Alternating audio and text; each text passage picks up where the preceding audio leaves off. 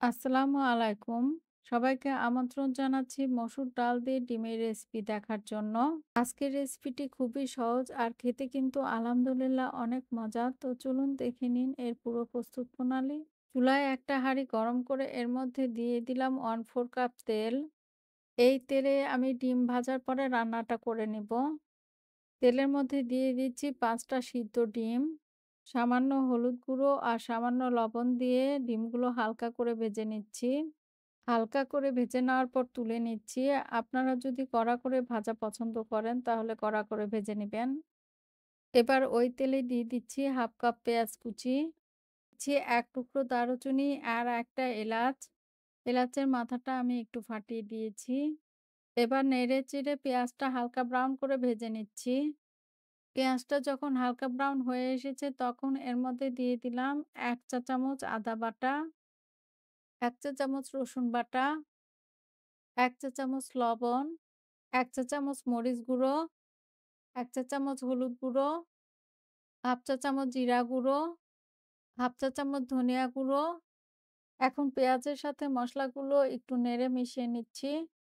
এবার মসলাগুলো খুব ভালোভাবে কষানোর জন্য এর মধ্যে দিয়ে দিলাম 1/2 কাপ পানি।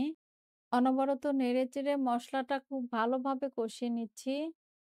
পানিটা যখন শুকিয়ে এসেছে তখন এর মধ্যে দিয়ে দিচ্ছি মসুর ডাল। আমি ১ কাপ মসুর ডাল ভালো করে ধুয়ে পানি ঝরিয়ে নিয়েছি। এবার ডালগুলো মসলার সাথে একটু কষিয়ে নিচ্ছি। এবার ডালগুলো সিদ্ধর জন্য এর মধ্যে দিয়ে দিচ্ছি ১ কাপ পানি। পানিটা একটু নেড়ে মিশিয়ে নিয়ে ঢেকে দিচ্ছি। অপেক্ষা করব ডালগুলো সিদ্ধ হওয়া পর্যন্ত। ডালগুলো খুব ভালোভাবে সিদ্ধ হয়ে গিয়েছে। আমি আরেকটু নেড়ে-চেড়ে এর মধ্যে দিয়ে দিচ্ছি ঝোলের জন্য ১.৫ কাপ পানি। পানিটা একটু নেড়ে মিশিয়ে নিয়ে এর মধ্যে দিয়ে দিচ্ছি আগে থেকে ভেজে রাখা সিদ্ধ ডিমগুলো। দিচ্ছি ৪ টা আস্ত কাঁচামরিচ, ১/২ চা চামচ ভাজা জিরার গুঁড়ো, ১ টেবিল চামচ বেরেস্তা হাত দিয়ে একটু ভেঙে দিচ্ছি।